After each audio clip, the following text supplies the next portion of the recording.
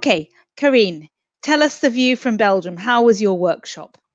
In fact, we had Bert Jehoul from Open Recognition Belgium as a guest speaker. And our workshop was called No Lifelong Learning Without Lifelong Recognition.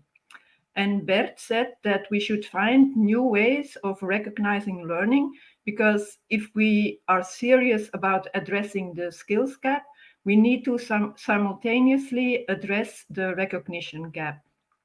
And these new ways of recognition should be more flexible, more inclusive, and more transparent than the current forms of official certification. Many times, also in this conference, we hear that people should develop their competences and acquire new ones, but many who already do this in an informal way then are mostly not recognized in a visible and transparent way. And if they would like to get recognized, they usually have to pass a formal exam. Bert said that people should be able to walk their own path, and that with the development of digital technologies and social networks, the road to informal recognition can and should be expanded. So, but what is open recognition then? Open recognition focuses on non-formal forms of recognition where a person or an organization can endorse another person. And this endorsement is based on the knowledge of the person they are endorsing. For example, a baker who has a non-qualified helper in his bakery and who learned to bake wonderful croissants, for example, should be able to endorse this person in some way.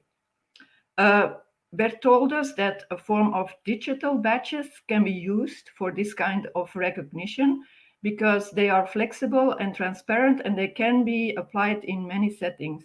And he showed us the website, Gentle Student, which is an experiment of Artevelde University College here in the city of Ghent in Flanders.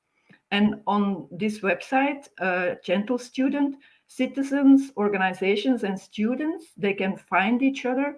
And on the platform, anyone can post, for example, a research idea or another need. And these ideas and needs are then translated into learning opportunities for students. And the University College encourages its students to take up some of these challenges they can find on the platform and to find a creative solution or action. And they also receive a badge from University College if they do so. So that's a good example of open recognition. So after Bert came my colleague, Eva van der Gaer, and she's the Europass coordinator in Flanders, Belgium. And she presented the new Europass that is launched in beginning of July. And Bert and Eva said that at this moment, Europass is already an important tool to present yourself and your competencies. And it also enables issuing and sharing digital credentials of formal learning, but it also offers opportunities to recognize other types of learning, such as informal and non-formal learning.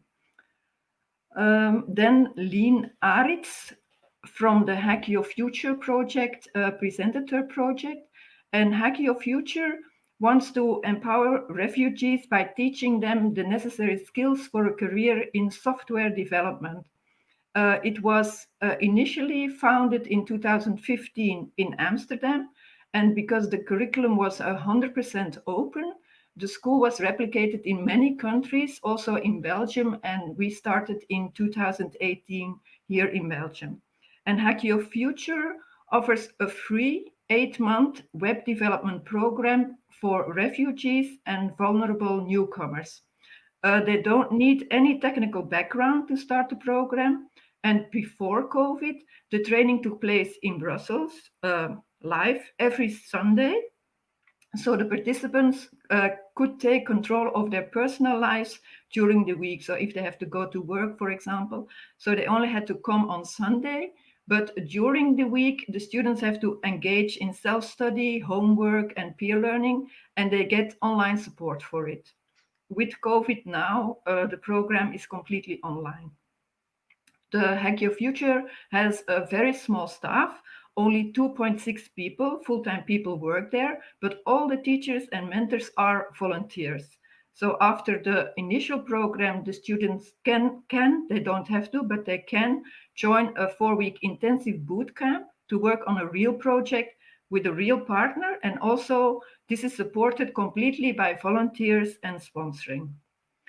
Since the program started in Belgium in 2018, already 80 people graduated, and over 70% of them found and could keep a high quality job, an internship as a developer, or they started a university.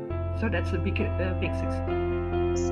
And I'd like to close today, I think, with one of the messages we just had from one of the workshops, that learners should be able to walk their own path. This is the key in the adult learning sector.